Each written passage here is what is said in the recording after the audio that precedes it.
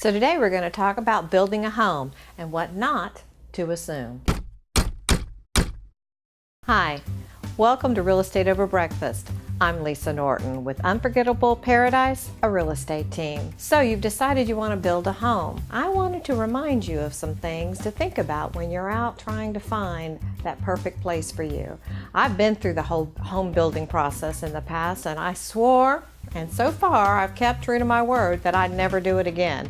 But for many, it's a very exciting time and some that many people can enjoy. I have sold many new construction here in our local area, and we have some really wonderful, fine, reputable builders that are very reputation driven. They really want to give their customer a fabulous home and have them walk away with that extreme feeling of satisfaction and excitement over their new home when they take possession of it. But there are some things that you need to be aware of when you start looking for that perfect floor plan with that builder that's right for you. One of those things that I would recommend to anyone considering building a home is to go and visit several different builders and walk through their finished product. Look and see at the finishes that they put in there and clearly understand what is considered standard or an upgrade, because that often comes to be the one item that becomes the burn as you start this process of building the home. So be very careful when you're out looking and just really think about, when you're in your existing home, what are the things you wished you had in that home, and does your new home have those things, or how you can implement those things into your floor plan.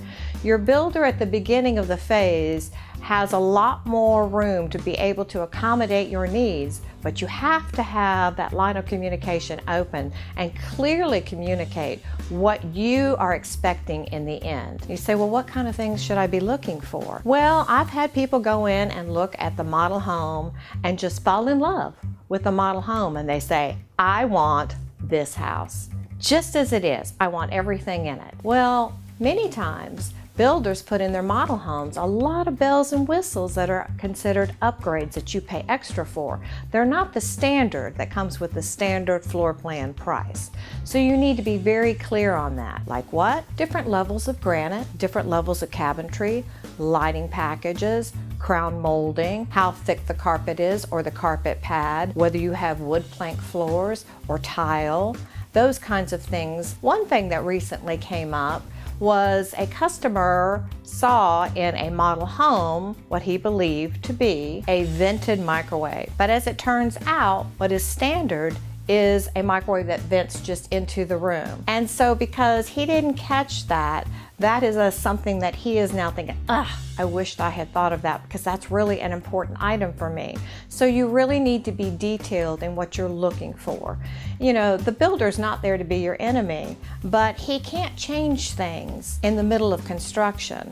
Sometimes there may be an issue maybe with the way the lines are in a room as far as the roof line, and maybe you didn't realize it in the other. So take pictures when you're going to that other model. Always have those pictures there to remind yourself of what that home is, because we all know, especially those of us in real estate, we see this happen all the time with our customers. You go out and you get this home in your mind and you think, oh, it had this and it had this and it had this.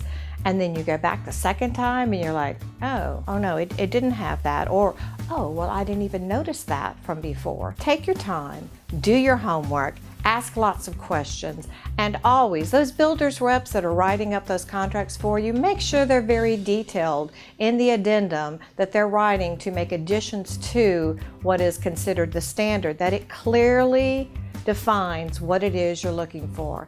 If you do that and you start doing weekly walkthroughs with the building supervisor, sometimes you can catch things that, yeah, we talked about putting in certain thermostats and it's not wired correctly for that, or whatever the case may be. If you find it early enough, it can often be corrected so that there's no disappointment and no burn at the end, and you end up a happy homeowner.